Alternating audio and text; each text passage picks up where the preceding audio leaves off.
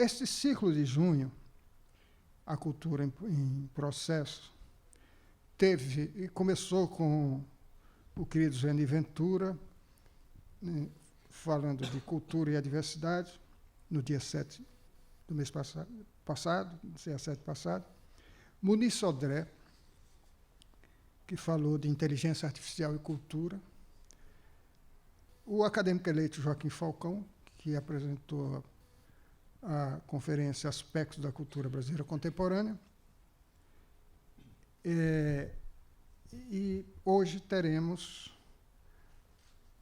a nobre presença do professor, doutor, acadêmico, 2 vezes presidente dessa casa, meu amigo pessoal, Domício Proença Filho, né? Que nos falará de língua, cultura e identidade nacional. Todo esse ciclo versou sobre esta busca de uma reflexão sobre a cultura no nosso tempo.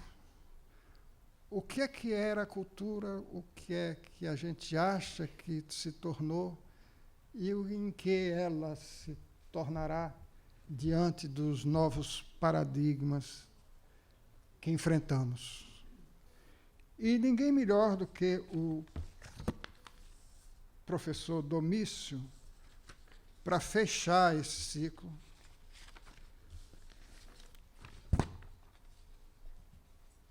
E para fechar esse ciclo, ele é titular de Literatura Brasileira e professor emérito da Universidade Federal Fluminense, doutor em Letras e livre-docente em Literatura Brasileira, foi professor convidado da Universidade de Colônia e da Escola Técnica de Altos Estudos de Aachen, na Alemanha.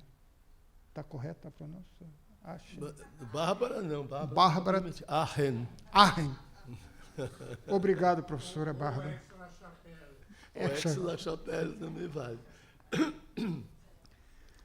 Bacharel e licenciado em Letras Neolatinas pela antiga Faculdade Nacional de Filosofia da Universidade do Brasil, fez especialização em Língua e Literatura Espanhola. É membro da Academia Brasileira de Filologia, do PEN Clube do Brasil e da Academia Carioca de Letras, entre outras instituições. Falar em Academia Carioca, queria agradecer a presença do Ricardo Cravalbin, que nos prestigia sempre aqui. Autor de 68 obras, isso é para humilhar qualquer pretenso autor, né?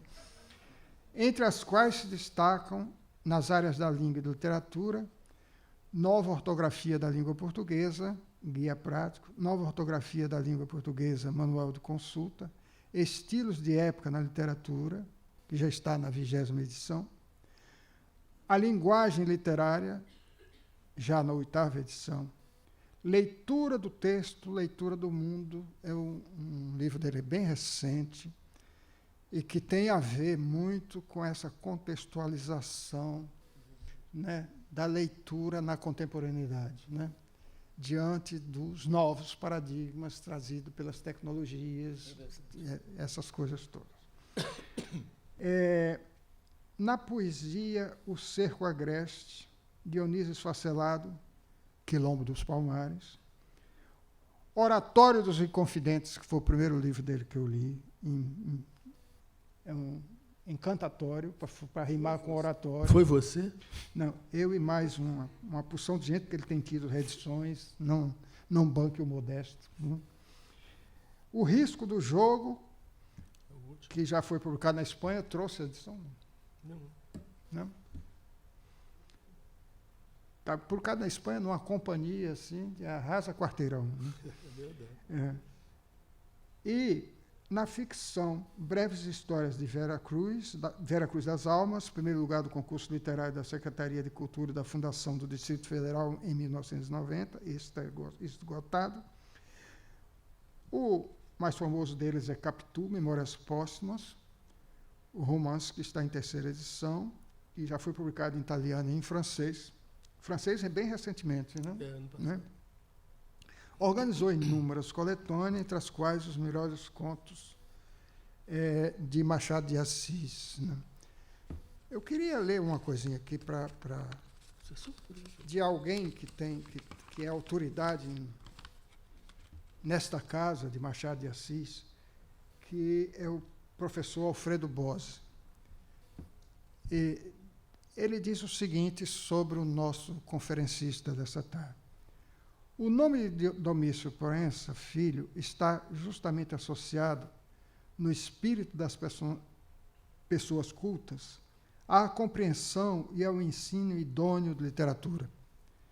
Não conheço professor de língua portuguesa, cioso de nossa melhor bibliografia, que desconheça o seu notável estudo dos estilos literários, considerados não só em âmbito ocidental, mas, sobretudo, na dinâmica cultural das nossas letras. E é essa dinâmica cultural que está em jogo aqui. Com a palavra o professor Domício Proença Filho.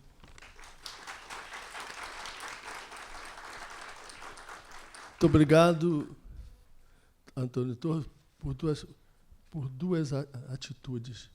A primeira, aceitar a coordenação no lugar de Ana Maria Machado. Quer dizer, nesta maravilhosa seleção que é esta academia, você não é regra 3.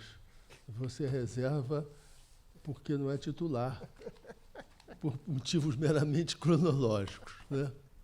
E a segunda, pela sua apresentação, em que eu só não vou perdoar os excessos. Prezada acadêmica Rosiska, amigos acadêmicos presentes que me honram aqui com a audiência, amigos da academia, e agora eu volto a ser, com o discurso do coordenador-geral, amigos da academia que nos prestigiam com sua presença, amigos da internet que nos acompanham, né, em todas as atividades desta casa. Eu queria dizer que, inicialmente, que o tema não podia ser mais oportuno diante das manifestações de apreensão de identidade cultural que nós temos visto 3 a 4 vezes por dia nos Jogos da Copa do Mundo, né? Isso já justificaria a oportunidade do tema. Eu não costumo, por princípio, me incluir entre os conferencistas dos ciclos que eventualmente coordeno. Nesse caso, moveu-me a proximidade com o tema, na condição, aqui expressa pelo Antônio, na condição de estudioso da língua portuguesa e de literatura brasileira, intrinsecamente vinculadas à cultura em que se inserem.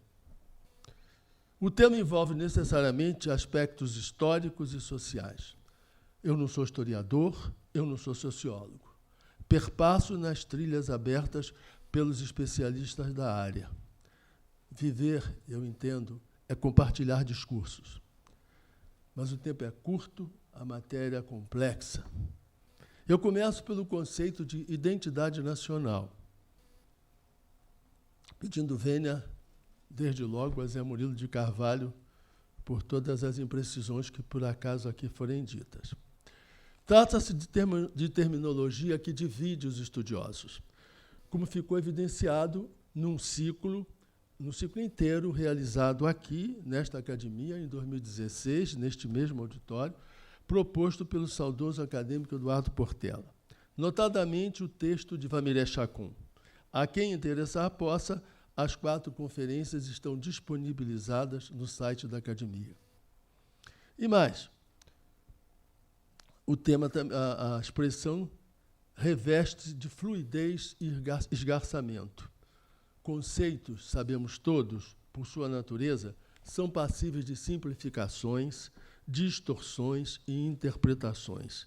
Estas últimas, como tal, vinculadas a enfoques distintos e variados. E mais ainda, das últimas décadas do século passado até a atualidade, as mudanças inerentes à dinâmica do processo histórico-cultural têm envolvido, na nossa contemporaneidade, aspas, uma caminhada para a ditadura do relativismo que não reconhece nada como definitivo, fecho as aspas. As palavras não são minhas, esse juízo não é meu, juízo e palavras são do Papa Bento XVI. Questionamentos e relatividade à parte, situo-me entre os que entendem que a expressão se refere a um conjunto de modos de pensar, de sentir e de agir que conferem a um indivíduo a sensação de pertencimento a uma nação. Este entendimento, é claro, implica de imediato a descodificação desse último termo. Desculpe-me o veso didático, o vício ou virtude da profissão, que vão me levar aqui a explicitá-lo, solicitada a devida vênia aos navegadores dessas áreas pela reiteração. Nação é um vocábulo polissêmico, como atesta o dicionário Weiss, para a gente não ir mais longe. Eu lembro algumas significações acrescidas de exemplos significativos ou ilustrativos. 1.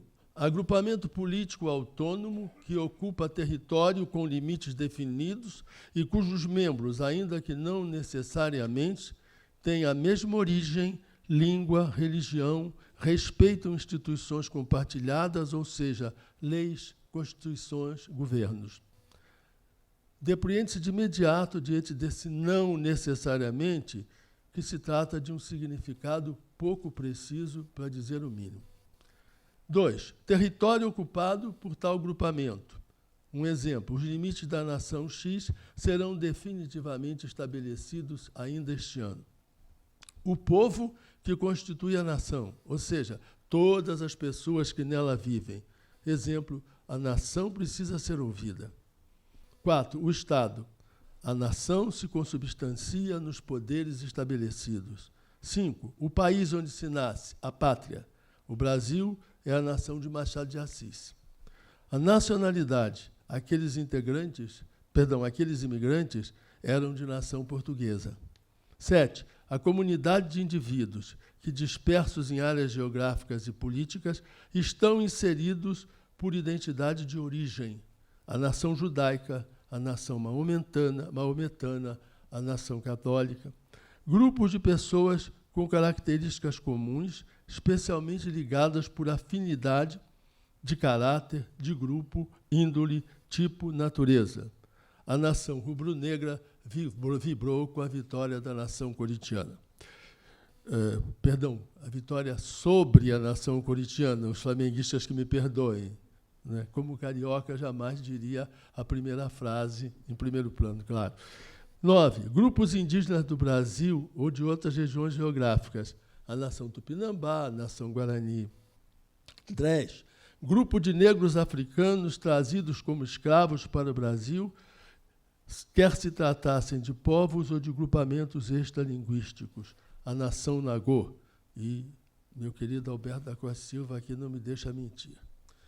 Na origem, também nós sabemos, o termo vem de natio, nationes, que significava raça, espécie, casta, gente, nação e povo.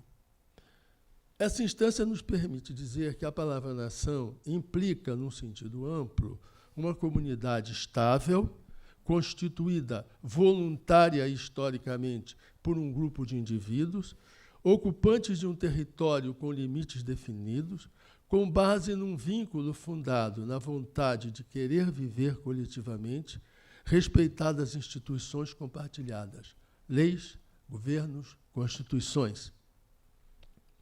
A comunidade assim configurada constitui um povo que se caracteriza por determinados traços culturais. Nação, nesse sentido, por consequência, vincula-se a povo. Povo envolve comunidade, sociedade. Sociedade implica cultura. E nos encontramos diante de mais um termo muito significativo e como. Cultura remete a mais de 250 acepções. Não se assuste, eu não vou explicitá-las. As circunstâncias dessa fala exigem um mínimo de bom senso. Eu permito-me destacar apenas a proposição de um desses conceitos de caráter socioantropológico. Cultura é o conjunto e a integração dos modos de pensar, sentir e fazer que uma comunidade adota na solução de problemas da vida humana associativa. Assim entendido, por força da condição comunitária e dos traços culturais singularizadores, o conceito se aproxima efetivamente de nação, em que esses traços se tornam específicos, configuradores. Cito exemplos. Entre os modos de pensar, situa-se, nesse sentido, na civilização ocidental cristã, em que se insere a cultura brasileira, a concepção tradicional de família nuclear. Compare-se com a concepção poligâmica de outros povos. E observe-se a multifacetada concepção de família que vai se fazendo ao longo do tempo, né, já há bastante tempo, na atualidade brasileira e na atualidade mundial, na atualidade ocidental, pelo menos. O que vem mostrar que a cultura realmente é um processo infiere, é uma realidade que implica alguma coisa que está se fazendo e mudando a cada momento. O modo de sentir dominante entre nós brasileiros, e há algum tempo questionado, é a cordialidade que nos caracterizaria como povo, o mito do brasileiro cordial. É um traço que parece enfaticamente desmentido, na atualidade, pelo passionalismo extremado que hoje a gente assiste a cada momento, na esteira de um comportamento planetário que parece indiciador de uma nova instância emergente no percurso, no processo da cultura. Eu julgo desnecessário, é óbvio, apontar exemplos de modos de fazer entre os muitos que singularizam manifestações de práticas estéticas, como na música, nas artes plásticas, nas artes cênicas, na literatura, no folclore, na culinária. Claro que todos marcados pela égide da mudança inerente ao processo cultural. A singularidade que as caracteriza é tal que são adjetivadas, no caso nosso, com a marca nacional. Música brasileira, arquitetura brasileira, literatura francesa, no caso estrangeiro, literatura inglesa, folclore do Brasil, comida brasileira, e, em menor escala, até, não em termos de nação, mas em termos de comunidade, comida baiana, comida mineira, o que já mostra também que há a possibilidade de uma unidade na diversidade. Identidade específica, portanto. E assinala um aspecto peculiar no processo de estruturação destes traços singularizadores. A nossa vocação antropofagicamente assimiladora. Somos mestiços, somos basicamente luso-afro-índios. Deglutimos e incorporamos contribuições imigrantes das mais diversas origens. Somos capazes de fazer pizza de banana e sushi à italiana. Assinalamos um certo esporte bretão e passamos a ser o país do futebol e pentacampeões do mundo. Certos resultados trágicos de triste memória, como a Copa de 1950 e um 7-1, vingados recentemente, são meros acidentes de percurso. Estaremos renascendo das cinzas? Afinal, como vem parecendo nos últimos dias, o futebol continua sendo uma caixinha de surpresas. Desde logo se percebe que, no âmbito da dinâmica do processo cultural, configuram-se modos de pensar, sentir e fazer institucionalizados e referendados pela sociedade brasileira, no caso, ou a sociedade que constitui a nação, em que se configuram como dela representativos. O exemplo segue sendo o Brasil. Dispenso-me de percorrer-lhes a gênese, a prevalência dos segmentos dominantes e a dimensão ideológica. Nos levaria muito longe. Essa representatividade é tal que a cultura é também entendida em outro enfoque, como propõe Alfredo Bose, integrante que honra esta casa, como, aspas, o conjunto das práticas, das técnicas, dos símbolos e dos valores que se devem transmitir às novas gerações para garantir a reprodução de um estado de coexistência social. E acrescenta Bose significativamente: a educação é um momento institucional marcante deste processo. Tal conceito confere ênfase à tradição, do latim traditione, entrega, transmissão. Perdão. Considerada a dinâmica assinalada, essa tradição sabemos, é submetida, com maior ou menor aceleração, a um processo de erosão. Em relação a esse erodir-se, retornam alguns fatores apontados na abertura deste ciclo. A aceleração das mudanças, que há algum tempo marcam a cultura ocidental. Em destaque, o papel dos meios de comunicação de massa. A cultura como recurso, dimensionada em termos econômicos e mercadológicos. A emergência avassaladora das novas tecnologias digitais de informação e de comunicação e suas decorrências imediatamente perceptíveis no nosso cotidiano. A revolução ampla, mobilizada pela emergência da inteligência artificial em processo acelerado de desenvolvimento, objeto da iluminadora explicitação de Muniz Sodré no âmbito deste nosso ciclo.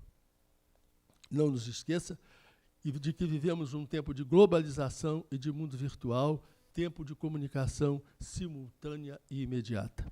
E mais, na sequência do processo histórico, corporifica-se na realidade globalizada uma nova circunstância. O entendimento de que a cultura vai além de um conjunto homogêneo de ideias e valores sedimentados e condicionadores, representativos do modo de ser da sociedade, da comunidade como um todo. A cultura comunitária passa a fundamentar-se na diferença. Assume forte presença, em consequência, movimentos de afirmação de identidade cultural fundados na preservação de manifestações peculiares a certos segmentos comunitários. Essa circunstância vincula-se ao surgimento de grupos constitutivos da sociedade, unidos por determinados traços singularizadores, sejam eles de caráter físico, social ou cultural. Por exemplo, marcas de etnia, opções de gênero, religião, etc. Essa circunstância, em função da natureza da singularização, possibilita duas situações. Primeira, pode conduzir a distanciamentos acentuados que, não sem conflito, mobilizam movimentos separatistas. Nesse caso, a identidade comunitária, setorizada, ganha tal relevância que culmina por superpor-se ao sentimento de identidade da nação que integra e conduz à formação de nações independentes, converte-se em identidades nacionais. Um exemplo extremo, o caso da ex-Iugoslávia.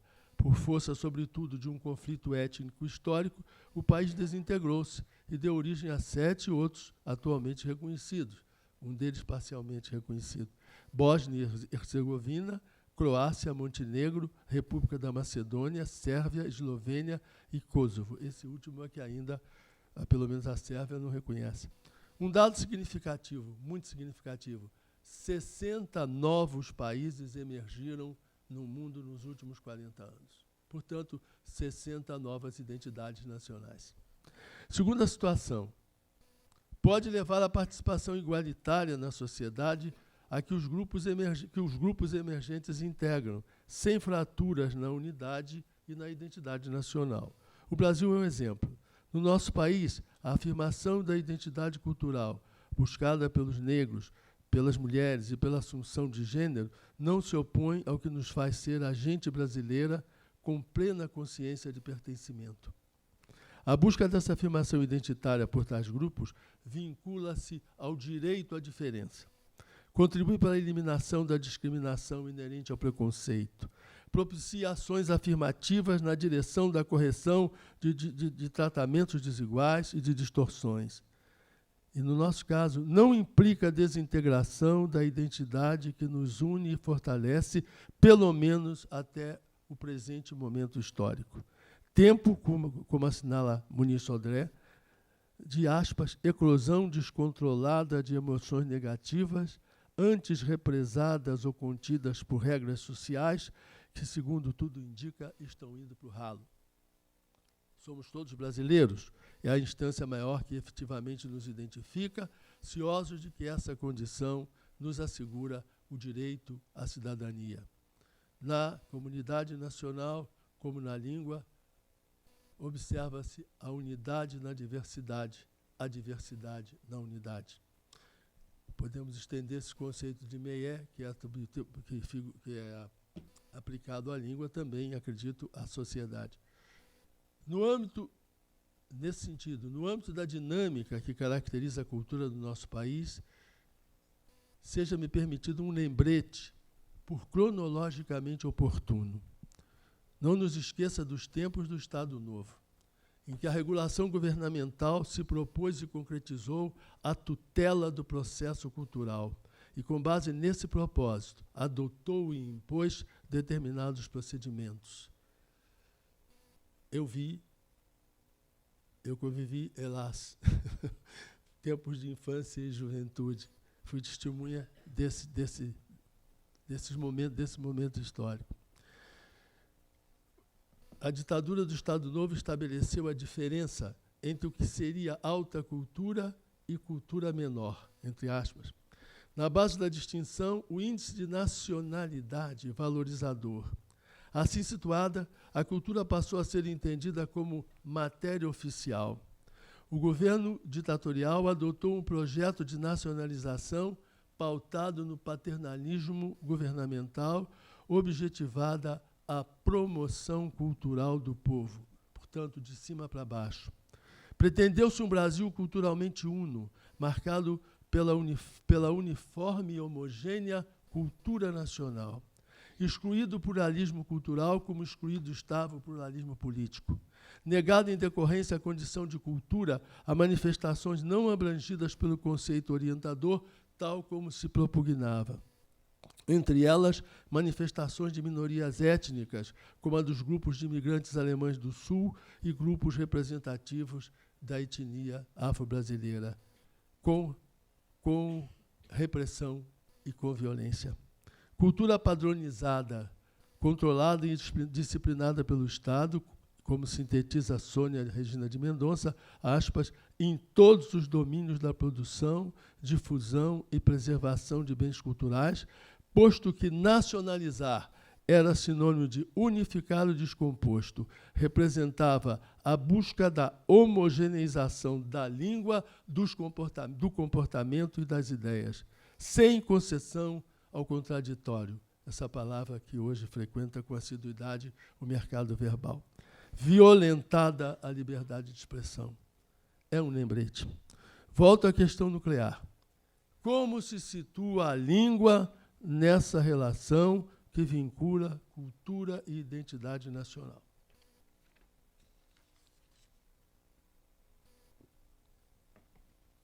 A língua que falamos é a forma de linguagem em que melhor se organiza o caos dos universais físicos.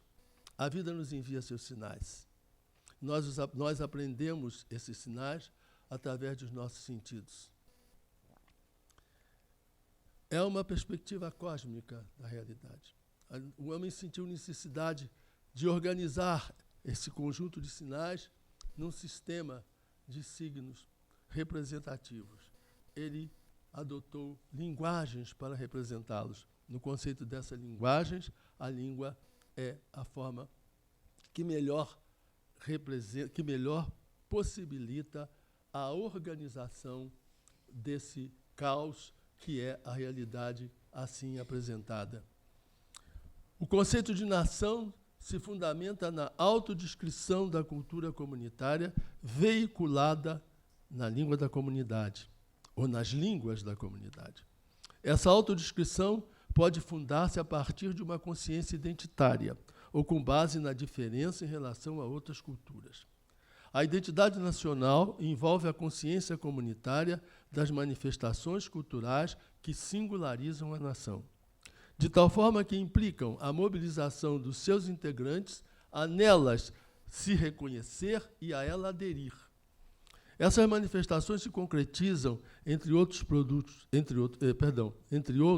em produtos da arte, paisagens típicas, símbolos como o hino nacional e a bandeira, e mais do que nunca estamos vendo como eles são representativos, elenco de obras representativas, conceitos e mesmo preconceitos, ainda que estes devam ser veementemente combatidos, tudo isso enraizado nos integrantes da nação. Monumentos, personagens, datas históricas, obras literárias, tradições, costumes, por seu turno, integram a base comum da memória social. atuam na inserção da memória individual na memória coletiva ou na memória comunitária. Depreende-se de imediato a relevância do discurso da história nesse percurso. As manifestações folclóricas, a arte popular, a literatura, contribuem, por outro lado, para a mitologia que integra o imaginário, poderoso nutriente da peculiaridade da identidade da nação. Em todos esses espaços ganha destaque a língua, sobretudo na sua legitimação como idioma oficial. Esse destaque do idioma abre-se a algumas considerações, sobretudo diante daquele primeiro conceito de nação a que eu me referi lá quando falei do dicionário Wise. A língua contribui efetivamente para a caracterização identitária. Constitui um elemento, vou repetir, a língua contribui efetivamente para a caracterização identitária.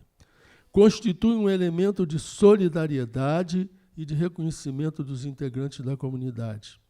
A dinâmica do processo cultural e o curso da história relativizam, entretanto, essa condição. A matriz linguística importa muito e importa pouco, e, por vezes, carece de qualquer importância.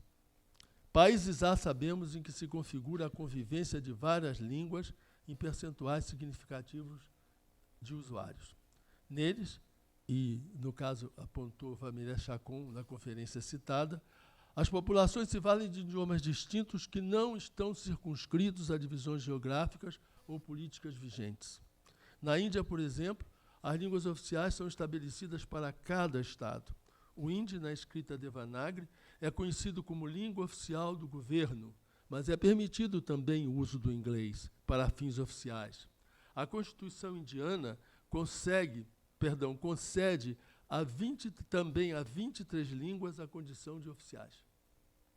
Os habitantes da Suíça, que usam o alemão como língua de comunicação, se consideram suíços. Os canadenses se valem do francês e do inglês. A Sérvia, ao constituir-se em nação, concedeu tal importância à língua oficial que passou a adotar o alfabeto cirílico em substituição ao latino como elemento de singularização identificatória. Em viagem há 2 anos à Sérvia, uma coisa que me chamou a atenção foi a presença de uma determinada estátua nas 2 academias a que eu fui e na da universidade. E fiquei muito intrigado de que o mesmo cidadão estivesse homenageado em 3 lugares distintos. Era um filólogo, não me esqueci do nome dele, que era em sérvio, aí ia ser difícil lembrar-me. Era o filólogo, Bechara poderia me ajudar, o filólogo que propôs, quando a Sérvia estava se tornando nação independente, a substituição do alfabeto latino pelo alfabeto cirílico como marca de identidade. É também exemplar o caso de várias nações africanas, mesmo nos países lusófonos, não sem razões históricas, em convivência, nem sempre politicamente tranquilas com as chamadas línguas nacionais. São lusófonos porque o português é assumido como língua oficial, mas os índices de falantes de um e de outras é significativamente revelador. Em alguns, por exemplo, em Angola, 80% da população usa o português como língua oficial, mas há nações africanas que integram o universo da lusofonia em que o percentual é de 10%. E não, sem falar nos africanos, no Timor-Leste, 10% da população fala português. A língua oficial é o português, mas a língua mesmo é o tétum, aquela com que eles se comunicam. E já se percebe o impacto dessa circunstância no espaço das políticas do idioma. Um exemplo muito próximo de nós são as divergências em torno do Acordo Ortográfico da Língua Portuguesa de 1990. Divergências que levaram alguns estudiosos a duvidar do conceito de lusofonia. Alguns são radicais. Não existe lusofonia. Uns dizem que a lusofonia é uma lusotopia. Né? Reparem como o assunto realmente não é tranquilo.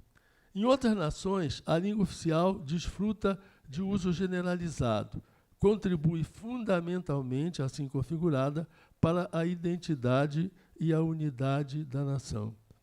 Eu destaco, para usar uma expressão latina, dar um certo ar de erudição a esta fala, eu identifico pro domo nostra, né, a identidade, o caso do Brasil.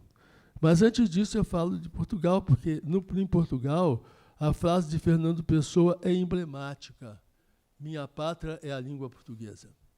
A frase do Fernando Pessoa é minha pátria é a língua portuguesa. Minha pátria é a minha língua já é uma derivação, talvez, pelo ritmo exigido pela música, né, Geraldo Carneiro. Mas, aqui uma pergunta. Será o Brasil um país unilíngue? Vamos ver. O português do Brasil a língua portuguesa é a língua oficial, obviamente. Está na Constituição, inclusive. A língua do Brasil é a língua portuguesa. Isso foi objeto de uma grande discussão na década de 50, se era português brasileiro, se era a língua portuguesa, isso. Mas criou-se uma comissão, essa comissão levou alguns meses para se pronunciar e concluiu taxativamente a língua do Brasil é a língua portuguesa. Bom, com essa língua, com esse idioma oficial, convivem. Não é novidade para muitos dos presentes, eu peço desculpas pelo veso didático mais uma vez. Com o português convivem diversas línguas e dialetos indígenas falados na região amazônica. O número de falantes oscila em função de vários fatores: deperecimento, fixação de reservas indígenas e suas decorrências. O censo de 2010 do IBGE registra 850 mil falantes, distribuídos em 205 etnias, usuários de 274 dialetos e línguas. Esses números devem ter sofrido uma grande modificação já de 2010 para 2017. Havia, inclusive, tribos que, com 50 indivíduos, constituíam o grupo que falava aquela língua. Evidentemente, ou desapareceram, estão bastante reduzidos. Ao lado desses dialetos e línguas indígenas, línguas trazidas por imigrantes, notadamente japonês, italiano, espanhol, alemão, chinês, ucraniano, polonês e libanês, usadas na comunicação familiar. Algumas delas são também utilizadas na imprensa e em livros regularmente editados e consideradas em termos menos coletivos e mais individuais, como segunda, terceira ou quarta língua. O exemplo do japonês em São Paulo é típico. Uma cidade que fica perto de Guarapuava, no norte do Paraná, a população é bilíngue, fala alemão e fala português, né? Em Prudentópolis, as duas línguas que se falam são o português e o polonês. No cotidiano, eu visitei um supermercado nessa cidade perto de Guarapuava e havia no supermercado a plaquinha em alemão e em português, indicando o produto e o preço. E a surpresa inicial foi a faixa que estava no meio da praça. Heute, 4 Tanzball. Hoje, às 5 horas, haveria bar e não havia tradução. Ou seja, o anúncio do bar na praça principal, onde a língua oficial, numa cidade onde a língua oficial era o português, o anúncio estava em alemão. Mas, ao lado dessas línguas imigrantes, nós temos o português lusitano, dos falantes de origem portuguesa. Temos o falar crioulo de pequenas comunidades de descendentes de antigos escravos africanos, que misturam o português com as línguas de origem. Configura-se, portanto, no Brasil, uma realidade linguística unilíngue no geral, de par com realidades multilíngues localizadas. Essa circunstância envolve falantes unilíngues, só falam português ou uma língua indígena, são a maioria. Falantes bilíngues usam o vernáculo próprio. Vernáculo é a língua que a gente aprende desde criancinha, em casa, né? É a língua materna. Usam o vernáculo próprio e a língua comum, o português. São pequenos grupos, são uma contingente bastante pequeno, bastante pouco representativo. Falantes trilíngues valem-se do vernáculo, da língua portuguesa e de uma terceira língua. São poucos em relação à população. falantes culturalmente poliglóticos, todos, né, aqui presentes, né? Valemos do português, valem-se do português e, não raro, usam oralmente ou por escrito 3 a mais idiomas. Ainda não são relevantes em termos de proporcionalidade populacional. Exceções à regra. Alguns falam 20 línguas, inclusive o presidente desta casa. Mas isso é uma exceção. Como se depreende de imediato, o português é comum a todos. Uma curiosidade, não sei se sabem, mas atualmente 3 localidades brasileiras têm mais de um idioma oficial. São Gabriel da Cachoeira, no interior da Amazônia, fronteira com a Colômbia e a Venezuela, que é o único município brasileiro oficialmente quadrilíngue. Além do português, são línguas oficiais o Nhengatu, o tucano e o baniwa. Pomerode, em Santa Catarina, oficializou ao lado do português a língua alemã. Tacuru, no Mato Grosso do Sul, juntou o português ao guarani. E há um detalhe, a língua oficial pode ser adotada no plano municipal.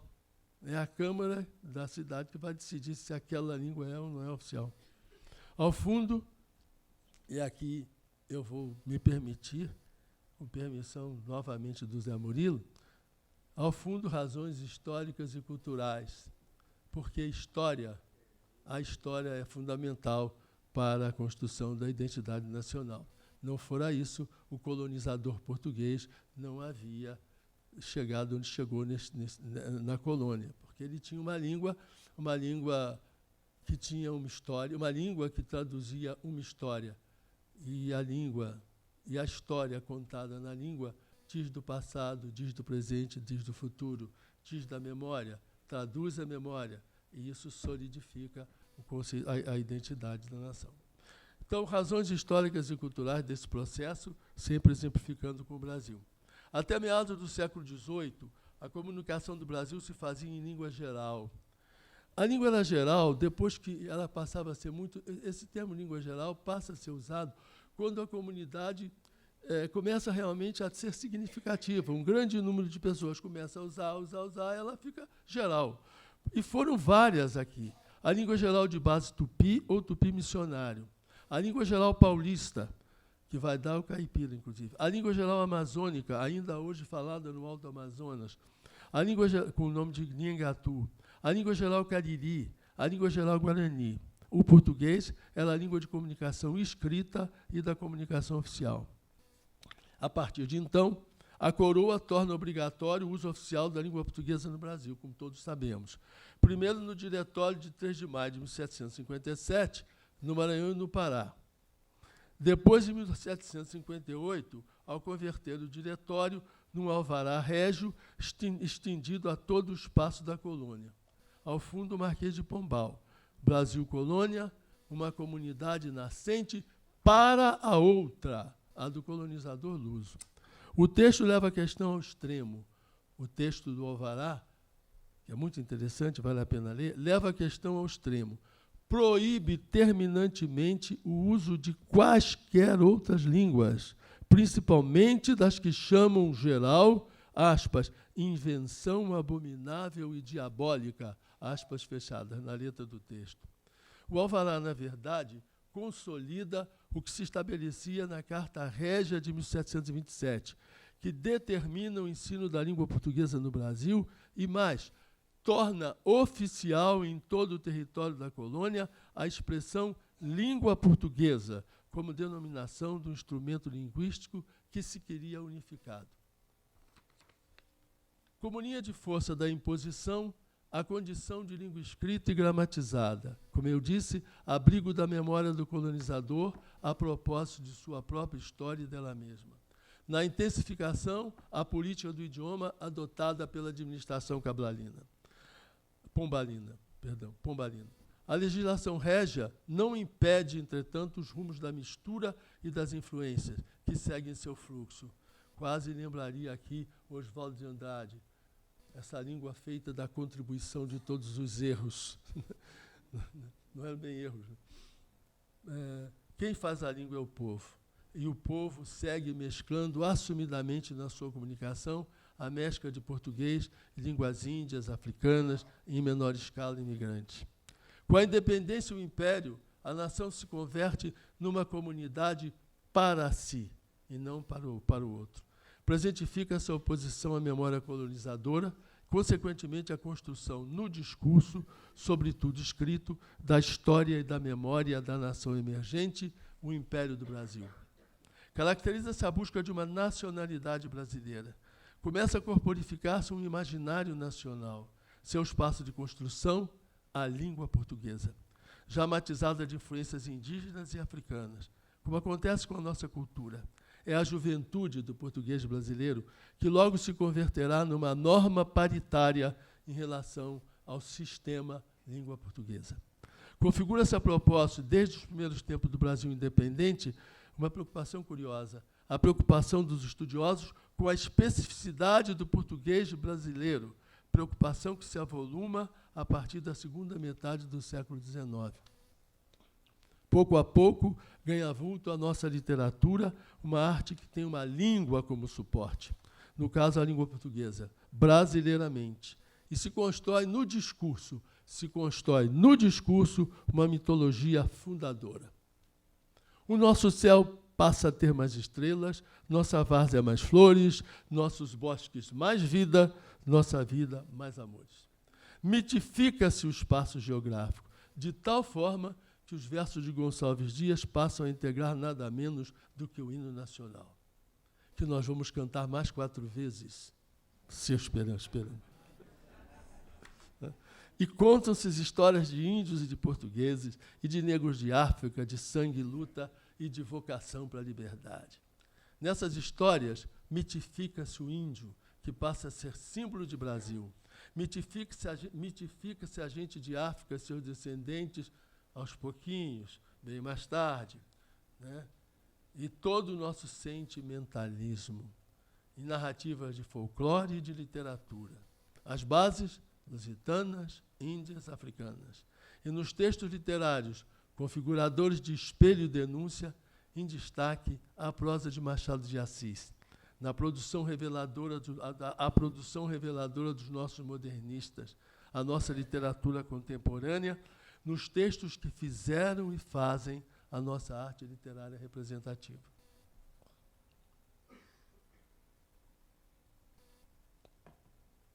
Tudo isso se incorpora ao nosso imaginário e amplia, por identificação ou projeção, o nosso sentimento de pertença, com a marca apontada por Machado de Assis, o instinto de nacionalidade.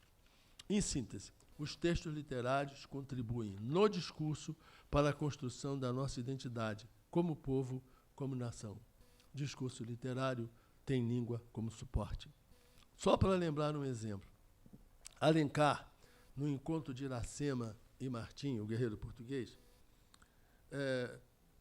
nos mostra uma faceta do processo civilizatório, eu diria brasileiro, mas mais que brasileiro, do processo civilizatório americano. E, por inclusão, claro, o brasileiro. É uma interpretação. Como eu disse no começo, todas as interpretações estão sob suspeita. Explicito numa, entre muitas leituras, permitidas pela polissemia do texto literário. É sempre bom lembrar que as duas marcas fundamentais de um texto de literatura são a multissignificação e a ambiguidade. E a universalidade. Ambiguidade e multiplicação dão no mesmo. Né? E a universalidade. Então, eu explicito a partir da multissignificação do texto alencarino. Todos sabem que Iracema encontra um guerreiro no meio da floresta, de repente se depara com um guerreiro português, fardado, evidentemente, né? E a farda sempre foi um grande atrativo desde esse tempo, né? Agora não, acho que não é mais, não, mas... Então, e ela vê ela pensa que é um gênio da floresta, ela tira uma seta da aljava, eu estou me lembrando de Alencar, da aljava de setas, ela tira uma, arma o arco, atira, a seta fere o rosto do guerreiro português. O guerreiro imediatamente, por reflexo, né, ele põe a mão na cruz da estrada. Mas lembra-se da religião da sua mãe, em que da mulher não se bate, isso é literal de Alencar, que a mulher não se bate nem com uma flor, e o guerreiro sorrir. O guerreiro sorri. Quando o guerreiro sorri, Iracema se aproxima dele, arranca a seta do rosto, parte a seta em dois e dá um pedaço para ele. E ele diz, quebras comigo a seta da paz? Ela não responde, claro que ela não sabia português. E os dois se dirigem para a cabana do pajé, que é o pai de Iracema. Iracema sabia dos mistérios da floresta. E esse é o começo de uma grande paixão. Bom, então, essa paixão vai acabar numa gravidez. Uma gravidez que ela vai ter que viver sozinha, porque Peri chega, chama Martim, né, porque a coisa também feia, Peri está procurando por ele, estava perdido na floresta. E há uma cena muito bonita que eu tenho, acho que eu estou de olho no relógio, não se preocupem. E então mas essa cena é interessante. O Peri diz, o guerreiro não pode partir, ele não pode partir sem ver Iracema. Então, Martim, que tem a aljava de setas que Iracema preparara para ele tinha preparado para ele, da aljava de setas que Iracema preparara, ele tira uma delas. A seta rápida e certeira atinge um goiamum que discorria perto. Ele pega um galho de maracujá, a flor da lembrança, e enlaça na seta. E parte. Porque o Peri disse para ele, Poti diz para ele, as lágrimas da mulher amolecem o coração do guerreiro, como o orvalho da manhã amolece a terra. O esposo deve partir sem ver Iracema. E ele parte. Iracema vê a mensagem. Ele manda que Iracema volte para trás como goiamum e guarde sua lembrança, como maracujá guarda sua flor todo o tempo até morrer. E isso acontece e quando Martim volta, Iracema está em trabalho de parto, à maneira indígena. O parto é bastante difícil, ela tem a criança, entrega a Martim e morre.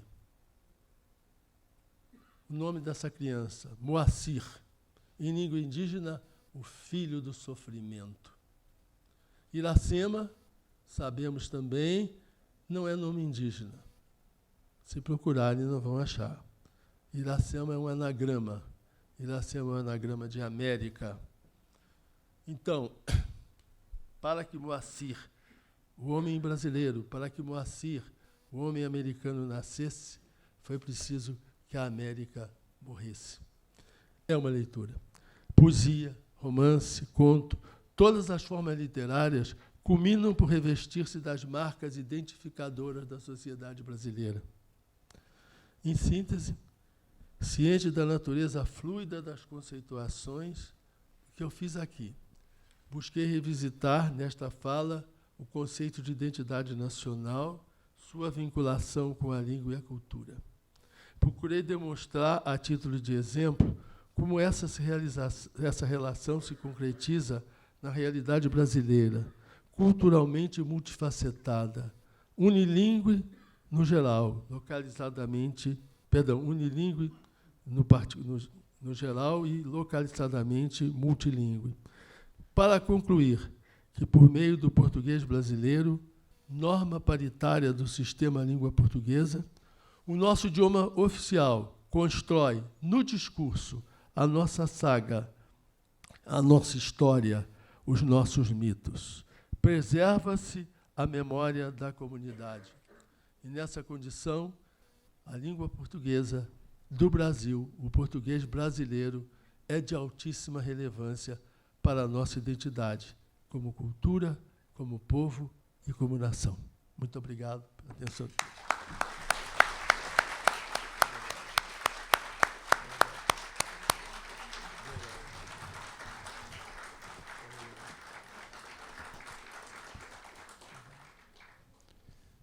Como se diria em baianês, eita, mestre. Obrigado, querido.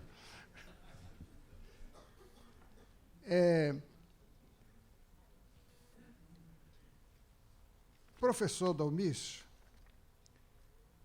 prometeu aqui que não ia falar dos 250 conceitos que envolviam o seu tema, mas acabou dando até mais do que isso para uma pauta de 1.001 conferências em torno desse tema língua, cultura e identidade nacional. Né?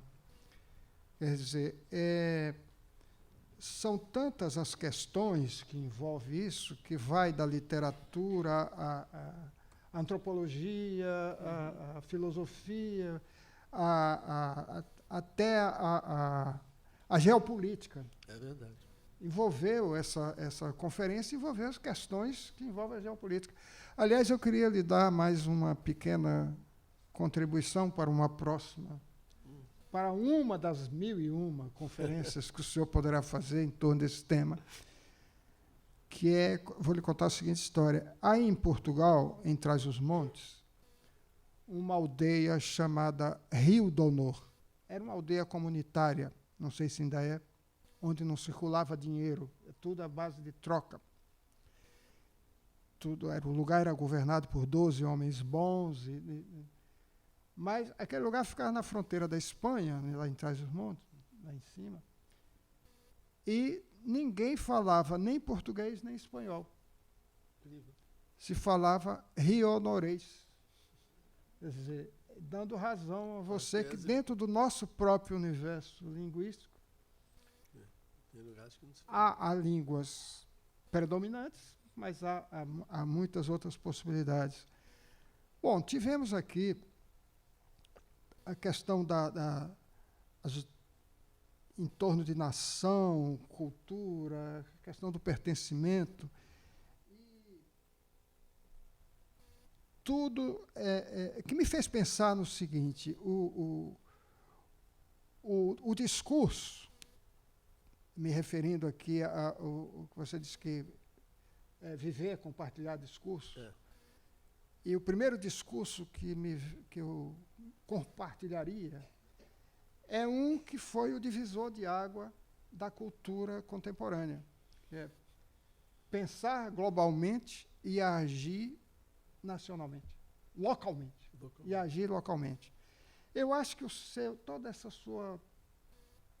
todo o seu discurso passou por isso, passou por essas questões todas que envolvem a contemporaneidade, sem esquecer a tradição, sem esquecer a origem de tudo, sem esquecer que também a sobrevivência das culturas locais. Quer dizer, que a gente acaba por achar que tudo se globalizou e que isso apagou com toda uma história local, e que nem sempre acontece. Né? Enfim, amigos, como aluno aqui do mestre, fiz muitas anotações, mas é impossível acompanhar tudo. Não carecia. Porque foi uma aula fantástica. Obrigado, querido. Uma aula à sua altura. Eu sou casado com uma professora que diz o seguinte: não há ninguém nesse país que não tenha aprendido alguma coisa num livro de Domício Proença Filho. Então, estava combinado. Então, não estava, isso eu improvisei agora. Né? Então, dito isso, convido a todos para a próxima quinta-feira, quando teremos aqui um novo ciclo, Poesia e Filosofia, coordenado pelo acadêmico Antônio Cícero. Será na próxima quinta-feira, às mesmas 17h30, com a conferência Espantografias entre Poesia e Filosofia, e o conferencista será Alberto Pucheu. No dia 12/7, no mesmo horário, teremos a Poesia e a Filosofia no Mundo Contemporâneo, pelo próprio acadêmico Antônio Cícero. No dia 26/7, teremos Uma Literatura Pensante, Pessoa, Clarice e as Plantas, pelo conferencista Evandro Nascimento.